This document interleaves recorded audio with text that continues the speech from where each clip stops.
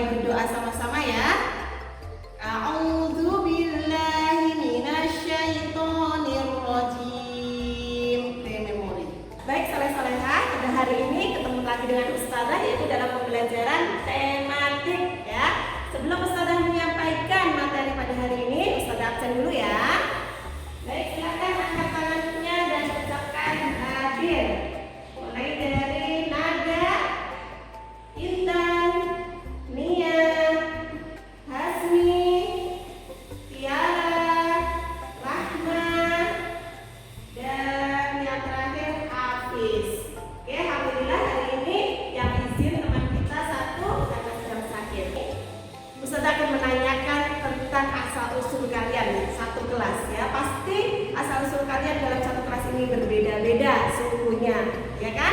Baik, mulai dari Doni suku Jawa, Intan suku Bugis, Nia suku Tidung, Hasmi suku Bulungan. Masya Allah, ternyata berbeda-beda semua ya.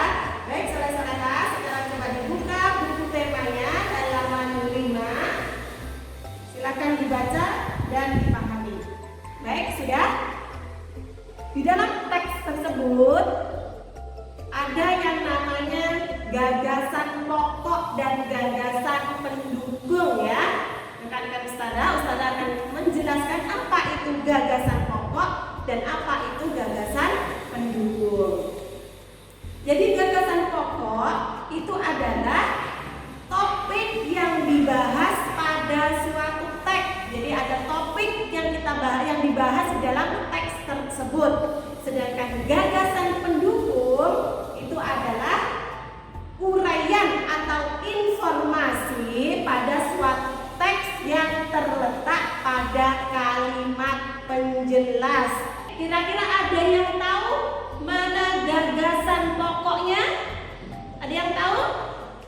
Masya Allah, jadi gagasan pokoknya adalah batik merupakan kain tradisional Indonesia. Ya benar. Sekarang gagasan pendukungnya di dalam teks tersebut yang mana? Ada yang tahu? Apa tadi gagasan pendukung? Yaitu informasi tambahan pada suatu teks yang terletak pada kalimat penjelas. Jadi di dalam teks tersebut yang mana? Gagasan pendukungnya.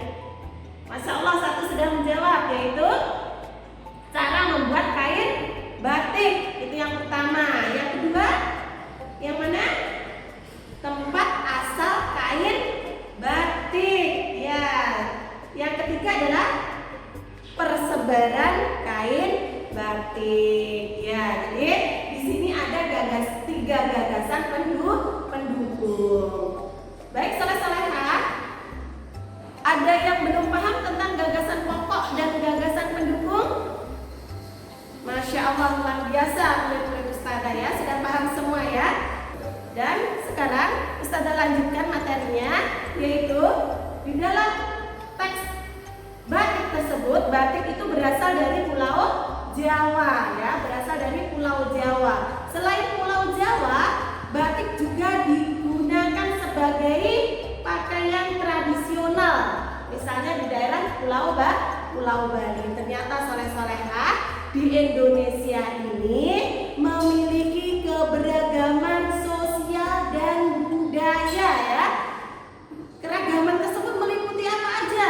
Ya, didengarkan Ustazah ya, didengarkan Ustazah. Yang pertama, keragaman suku bangsa. Ya, keragaman suku bangsa. Contohnya tadi di antara kalian ada yang suku Jawa, suku Bugis, terus suku Bulungan, begitu ya. Nah, suku Jawa itu berasal dari Pulau Jawa. Ada juga yang suku Nias. Ya, suku Nias itu berasal dari Sumatera Utara dan lain sebagainya. Itu yang pertama. Yang kedua adalah keragaman bahasa. Jadi di dalam kelas ini, kalau kita berbicara dengan bahasa tradisional kita, pasti akan bermacam-macam bahasa. Tetapi kita gunakan bahasa satu, yaitu bahasa Indonesia. Jadi beberapa macam bahasa itu bahasa apa aja? Yang pertama contohnya bahasa Batak ya. Bahasa Batak itu berasal dari Sumatera Utara.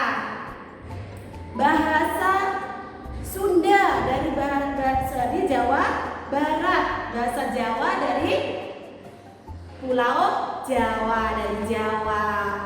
Contoh kecilnya,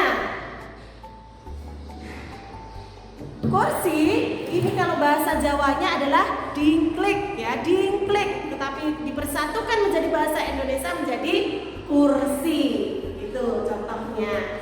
Yang ketiga adalah keragaman rumah adat ya. Di Indonesia ini ada beberapa keberagaman rumah adat. Contohnya rumah adat yang berada di Sumatera Utara, di Sumatera Barat, yaitu rumah gadang.